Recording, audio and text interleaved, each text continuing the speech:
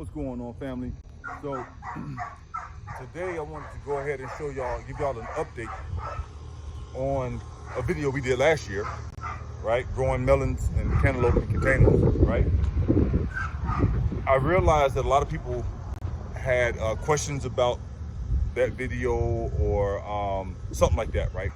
I never did an update video on how things turned out with the cantaloupe and everything. I would tell y'all about it, but I didn't show you. So I want to take the time right now to show you what growing what it looks like if you grow those things in containers. What's the potential you have, right? So let me go ahead and jump right into that real quick. So right here, right?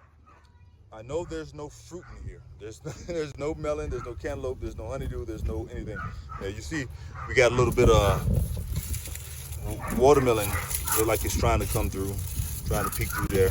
But that's it, right? That's because the dog ate the melon.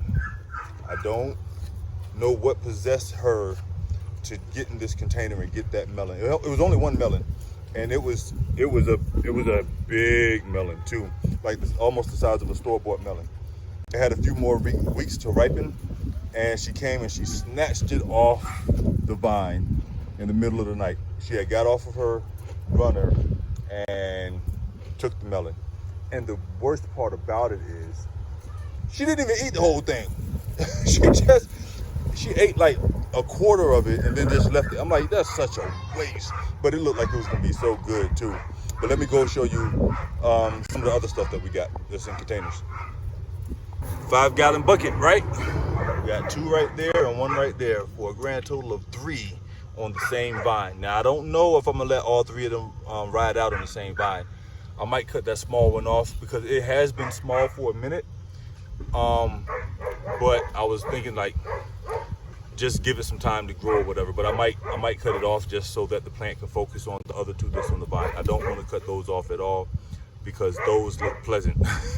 And it actually has another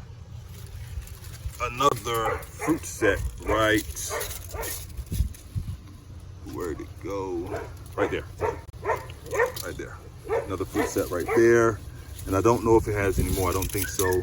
I hadn't seen any in a while. So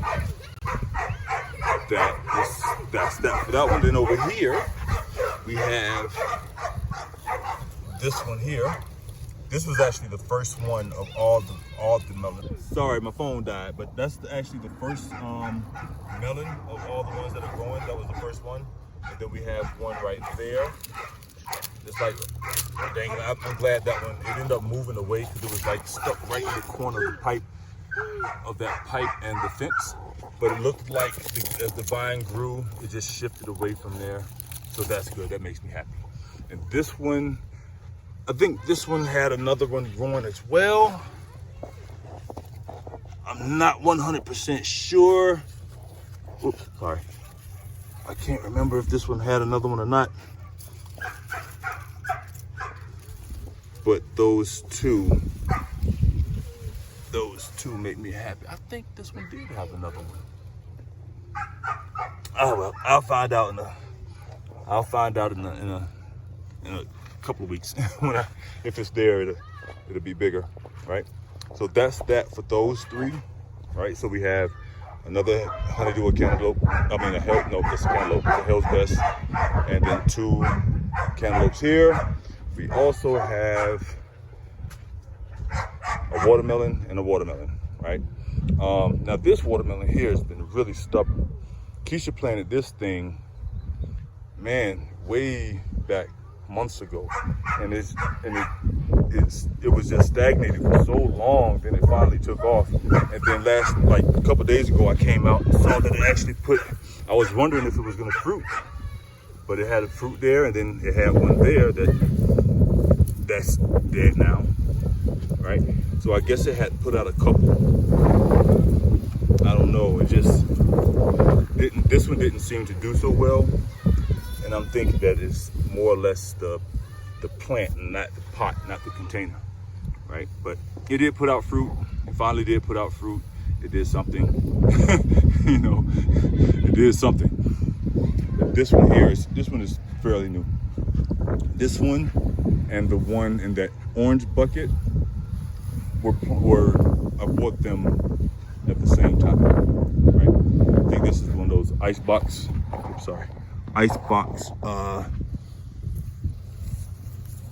nope, it's a Charleston Gray. I lied to you. Wait a minute. Now okay, wait. Because I bought an ice box watermelon and I don't know what I did with it now. I don't know if it's in the house or what, but I thought that was it. Oh no. I am in trouble. Anyway, so you guys see the potential. You guys see what can happen if you actually put stuff in containers. So here's the thing. I know a lot of people try to stay away from growing in containers because it takes a lot of watering. It does take a lot of watering, but it takes even more watering if you put all the holes on the bottom, right? Because the water's going to do nothing but drain right out. So what I've told you guys before is when I did the video about the self-wicking water bucket, self-wicking container. I told you guys before, like, I'm not going to put the holes in the bottom anymore because of that reason. That's kind of a waste of water, right? You want to go in and come right back out. So I started putting the holes on the sides of the containers, maybe 4 to 6 inches up higher. Now I'm doing them like 6 to 8 inches up. And that's been working out a lot better. It's been taking it's taking longer for them to actually dry out, and that's what I want for them to. I don't want them to dry out at all, but because we are in extreme heat, right? I can't control how fast things evaporate. We got mulch and everything else. So if you're going to use containers, especially when it comes down to melons and things like tomatoes and stuff, make sure that you don't put the holes in the bottom. Put the holes on the side. Allow that water to that bottom part of the soil to be a little bit soggy. If you are in a hotter environment, it ain't gonna hurt it. Trust me, it's not gonna hurt it, because I'm living proof that I'm living proof that that it's not gonna be too moist of a condition for the roots. Like, trust me, they're gonna drink that stuff right up. As long as you don't keep it that way, they're gonna be all right. All right, but so yeah, so that's it. Just want to give you guys a quick update as to what's going on with our container garden, the things that are in containers. Oh, let me show you this real quick before we close out. So check this out, right? This is zucchini. It's a yellow crookneck squash. It's in a container, as you can see. But ooh, look at all them little teeny spiders. You see them black things? I think those are spiders. It's like a bunch of spiders having to meet. That's exactly what's going on. I don't know, there may be some kind of mite, I don't know. But this thing is, the squash bugs have taken over this plant, but before the infestation, this thing was putting out tons and tons of crookneck zucchini. Look at that. You guys can see the potential. You can see what it was ready to give us. But we have already harvested off of this one plant so much yellow, so much squash. But it's time to get rid of these. Because look at this. Things are starting to get infested now, and I don't like that. This is the first problem that we've had all year with any kind of pest. We've had the occasional hornworm on our tomatoes. We've had the occasional hornworm on our tomatoes, but